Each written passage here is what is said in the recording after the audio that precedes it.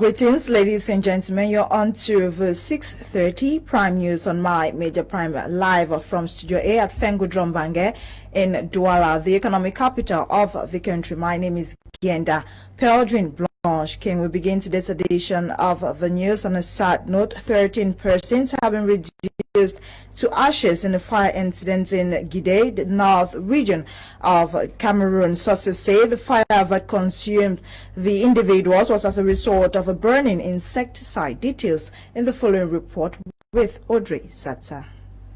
Shock and confusion characterized the atmosphere at Sangere 3, a neighborhood of Gide, upon discovering the burnt bodies of 13 persons over the weekend, precisely at a place called Carrefour Sodecoton.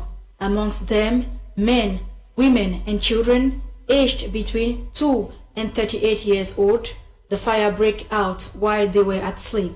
According to a family member, an insecticide burning in the living room against mosquitoes caused the fire. Informed at about 2 a.m. of the situation, there was no way for him to get in upon arrival at the scene.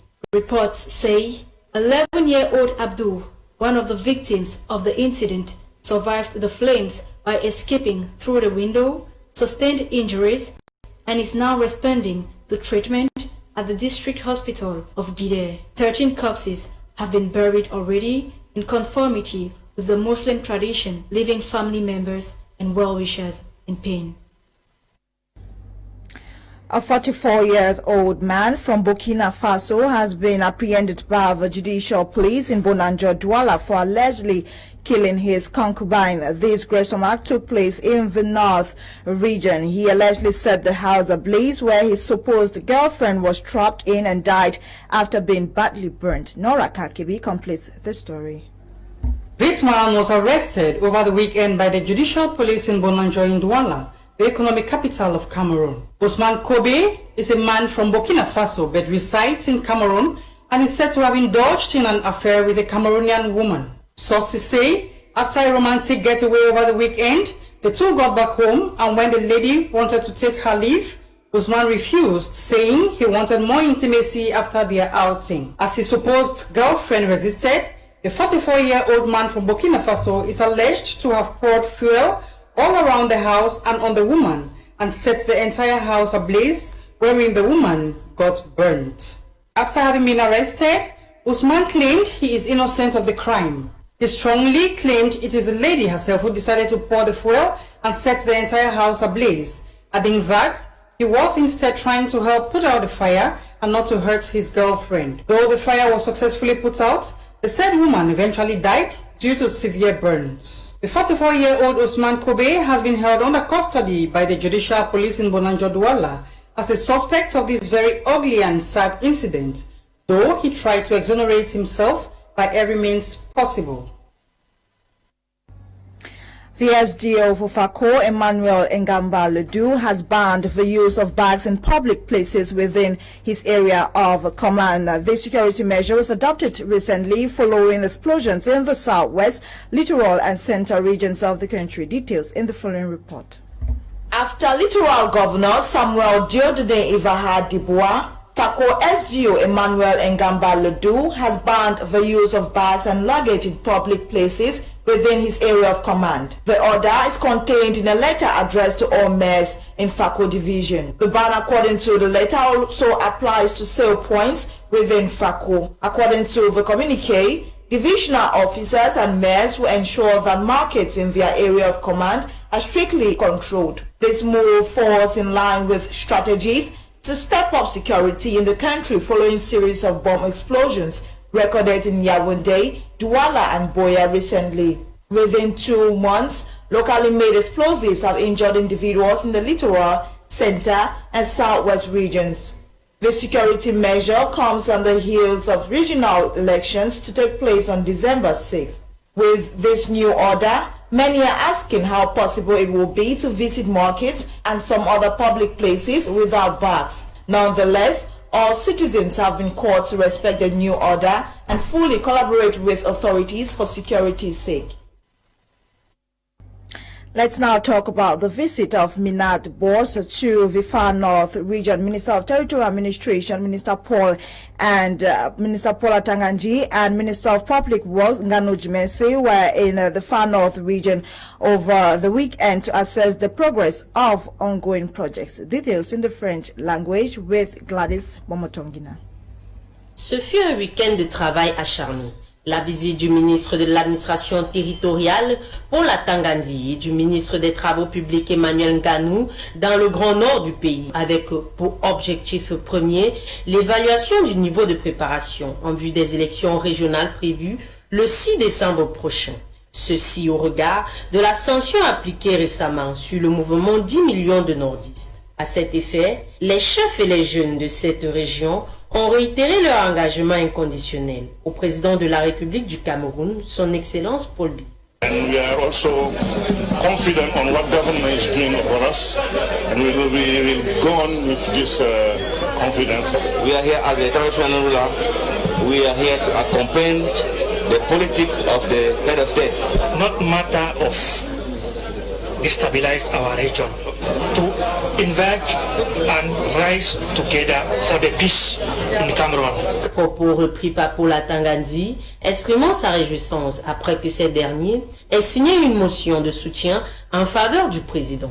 Where the regions of the far north, the north and Adamawa, have clearly sent a powerful message, as well as the youth, that they totally support President Paul Biya. Les régionales prochains s'annoncent plutôt bien dans cette partie du pays.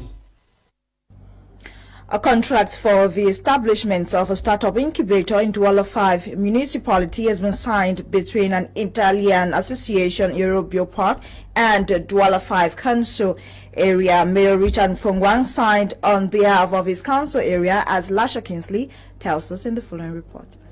The convention in the months ahead will see the establishment of a startup incubator for entrepreneurs and students of higher institutes in the council area was signed between the Douala 5 Council, represented by its mayor, Richard Fongwang, and Eurobio Park, represented by its president, Victorio Colizé. What we did today is just to sign a contract specific for the establishment of the startup incubator in Douala 5. This startup incubator have to play a major role to allow students of the several universities, institutions which are present in the Douala 5, follow the activity that we already did before without a very clear procedure, which now has been produced by the Prime Minister in January 2020.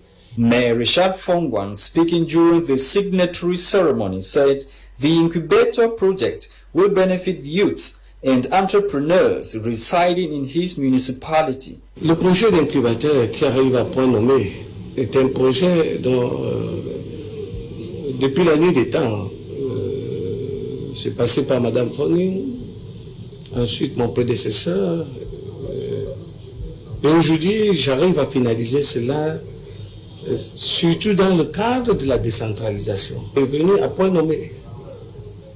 J'aurai désormais la possibilité d'accompagner des jeunes entrepreneurs, de conseiller des entreprises. C'est une tâche dont la collectivité territoriale décentralisée m'interpelle déjà sur ce point. The project will run for 5 years, will shape young entrepreneurs and students in a municipality dominated by higher training institutes. Traditional rulers and municipal councillors in Menchum have been drilled on their roles to play in the decentralization process in the Northwest region. CPDM campaign team leader for Menchum, Honorable G. Fidelis Muzia, emphasized that the House of Chiefs is a distinct Northwest and Southwest political setup intended to achieve grassroots development. Charles Kebwa tells us more. The CPDM permanent campaign team leader for Menchum division of the Northwest, member of Center Committee, Honorable G. Fidelis Muzia, November 29 at the Womb Town Hall held a sensitization meeting with CPDM supporters in preparation for the upcoming Regional House of Assembly election billed for December 6, 2020. Traditional rulers and municipal councillors constituting the two electoral college in the division during the campaign sensitization meeting were drilled on modalities of the electoral process. A presentation by Dr. Ngo Christopher Sam, chargé de mission at the Prime Minister's office, equally dwelled on the special status and decentralization granted to the Northwest and Southwest regions. Presenting the candidates aspiring for the CPDM in mentioned division, the CPDM permanent campaign team leader, Honorable Nji Fidelis, called on the two constituted in the polls to ensure victory for the CPDM, for the division as to bring its peace and development. To ensure that this race in the division and to ensure that the projects which are making themselves they are put in place. I wanted to bring back water. I wanted to have Australia done drinking. I wanted to have nations child walking. I wanted to bring back the most desired ease and the development of all sectors, tourism, roads, and health, and education, and their action which has. Mentions SDO Abdullahi Aliu alongside the sub-prefects who attended the sensitization meeting advised councillors to be vigilant, assured them of security disposition already taken by government for a hit-free December 6, 2020 elections in the division. The Secretary General of the Central Committee of CPDM and the President of the National Campaign Supervisory Committee, Jean Kwete, says CPDM is ready for the regional elections in the South-West region. He was speaking in Boya during a working session with CPDM councillors. Details with Clarice Ekoe.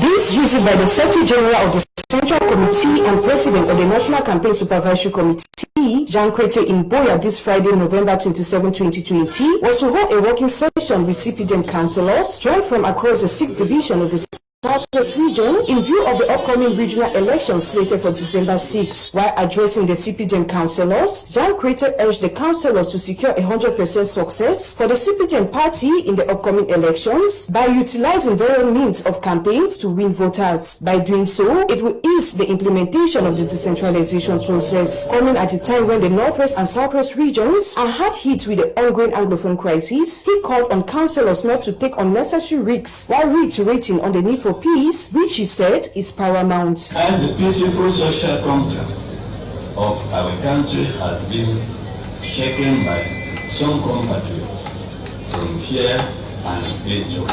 All of this has been aggravated.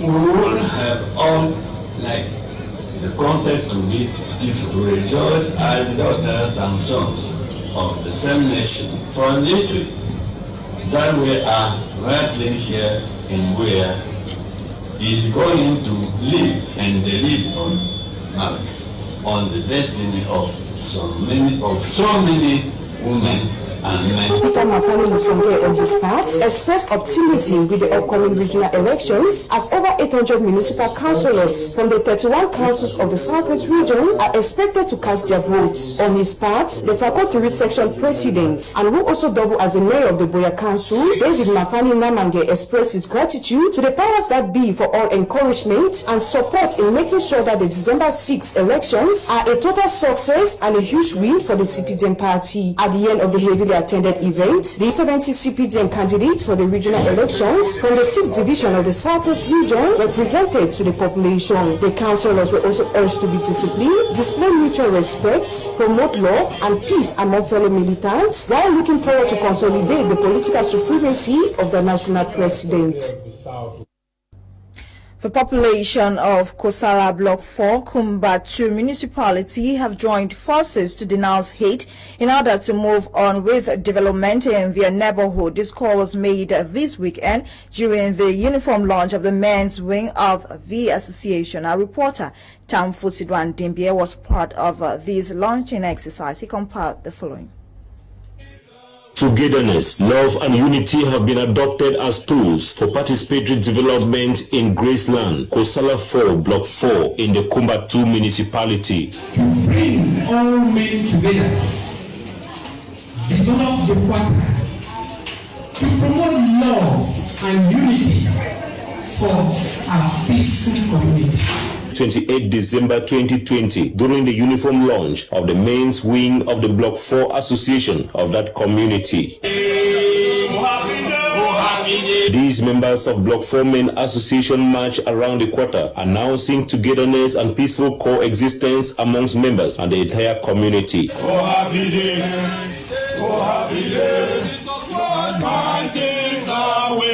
To the president of the association, members worked hard to bring peace in the quarter and also realize the installation of street lights, which has played a role to push away thieves and generally stopped the harassment of visitors.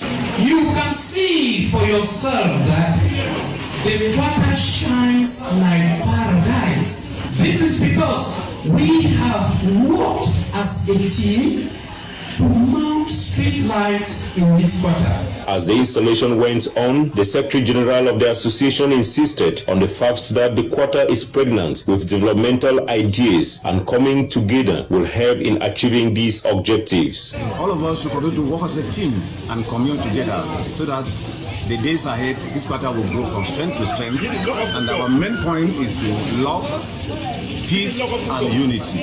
As the men produce a celebrative atmosphere in the quarter, the president reminded them to promote the name Graceland and change the mentality carried by most people about the quarter. Graceland. Not more any kind of name you can imagine, but Graceland. Before now, Graceland was noted as a fertile zone for criminal activities, but the narrative changed as the quarter united and created the youth's movement, women's wing, the men's association, all to promote the change of name from Wilderness Junction to Graceland. You're still watching Prime News on My Media Prime. Out of the country, at least 110 farmers in Borno State, Nigeria have been killed, others injured, and women kidnapped after an attack carried out by gunmen believed to be members of the Boko Haram group. Details with Fonquinta. Here lies bodies of 110 rice farmers gruesomely killed by gunmen while harvesting their fields in northeastern Nigeria on Saturday, November 28, 2020. The attack that took place in the early hours of that day in the village of Koshobi and other rural communities in the Jere local government area near Maiduguri has left Africa and the world in shock. According to the United Nations resident humanitarian coordinator in Nigeria, Edward Kalon, armed men on motorcycles arrived the village of Koshobi and killed at least 110 farmers, while others were seriously injured. He further explained that the armed men used guns to carry out the act, while others were slit in the throat, with others kidnapped, most of whom are women. The incident, considered to be the most violent attack on innocent, unarmed civilians this year, has been condemned by many, with calls for perpetrators to be brought to justice. Though there has been no claim of responsibility for the attack, the armed group Boko Haram and its splinter faction, the Islamic State in West Africa province ISWAP, have been carrying out series of deadly attacks in the areas in recent times. The recent murder of 110 farmers comes after armed men killed at least 22 farmers in two separate attacks outside the regional capital Maiduguri. Security forces are currently carrying out search operations for dozens who are missing, many of them women. In sports, the 1-0 defeat recorded by PWD Social Football Club of Bamenda on Sunday, November 29 in Limbe remains a bitter pill to swallow for fans of the Abakwa boy who have been in active preparation ahead of the game. Some fans, however, blame the defeat to lack of modern football infrastructures in the Northwest region. Details in the following report with sportsman Fabrice Keninga. Fans and supporters of PWD Social Football Club of Bamenda are still in disgruntlement following Sunday's 0-1 defeat to South Africa's Kaiser Chiefs in the first leg preliminaries of the CAF Champions League. Following the restrictions put in place by the Confederation of African Football, only a few fans were permitted into the Omnisport Stadium in Limbe. At the end of the day, they left in total frustration and dissatisfaction, with some claiming that their poor outing was as a result of no modern football pitch in Bamenda. We have Young Sport Academy of Bamenda, we have PWT of Bamenda, we have Vision Sport of Bamenda. All of them are playing in Division 1 without a stadium. Fontaine Street FC of Bamenda playing in Division 2 without a stadium. That's why we are playing here in Limbe. Normally this PWT of Bamenda playing in Limbe. It doesn't make any sense. Then secondly, we are playing in a stadium of about 20,000 capacity, and they are telling us of social distance. Look at the market. Is football a victim? Even football is a victim. This is a 20 seaters, meaning that even if we have 10,000 people, they can still respect social distances. At the entrance to the Omnisport Stadium in Limbe, fans queue up as they are being denied access into the stadium by security officials. At the Omnisport Stadium in Limbe, and it's the preliminary round of the CAF Champions League, PWT versus Soweto Chiefs of South Africa. I mean, a lot of fans queuing out here because they don't have access into the stadium due to restrictions put in place by the Confederation of African Football to limit the spread of the coronavirus. But it appears a consensus has been reached between officials who are here today and these fans who might have the opportunity to go into the stands and watch this game. At the end of the game, the Soweto-based club, with barely a handful of fans, carried the day, thereby complicating things for their Bakwa boys who are in their maiden edition in the CAF Champions League. The interim coach of Kaiser Chiefs promised their Bakwa boys hard times in South Africa next Friday. To the head coach of PWD Social Football Club of Bamenda, it was a bad day in the office. I'm disappointed because we lost that game. We had all the preparation to play to watch this game, so very difficult. It's out here at the Omnisport Stadium in Limbe. It's Kaiser Chiefs of South Africa who have carried the day here, beating PWD Social Football Club of Bamenda by 1-0. PWD of Bamenda will be in South Africa for the second leg this Friday. Former Senegalese footballer Papa Bouba Diop is no more. He died last night after a protracted health condition at the age of 42. Details with Etape Content in the French language. Né le 28 janvier 1978 à Dakar, l'ancien international sénégalais Papa Bouba Diop était une star du football africain. Il a été sollicité pour la première fois à jouer pour le Sénégal à l'âge de 21 ans et de 2001 à 2008, il a porté le maillot de son pays au moins 60 fois. Dorsal numéro 19, Papa Bouba Diop avait fait sensation dans la planète Terre avec un but contre l'équipe de la France lors de la Coupe du Monde 2001 en match d'ouverture. Dans la rencontre, sa page Twitter que le décès de Bouba est une grande perte pour le Sénégal. Rappelons que l'ancien milieu de terrain du RC Lens est retraité depuis 2013 et vivait en France à Arras. Pour lui rendre hommage aussi, la FIFA déclare dans un tweet « Un héros de la Coupe du Monde un jour, un héros de la Coupe du Monde toujours ». Et l'attaquant sénégalais Sadio Mané de Liverpool a également tweeté en se disant « C'est avec le cœur brisé que nous avons appris votre départ. Sachez que vous resterez à jamais dans nos cœurs, même si vous êtes partis sans nous dire au revoir ». Ladies and gentlemen, we've come to the end of today's edition of Prime News on My Major Prime. We benefited from the technical expertise of Ewane Eli Nolinga with coordination from Faith Tata Berenyoy. My name is Genda Pelgin Blanche King. Until we meet again tomorrow, same time, God willing, stay tuned to My Major Prime for interesting programs upcoming. Good night.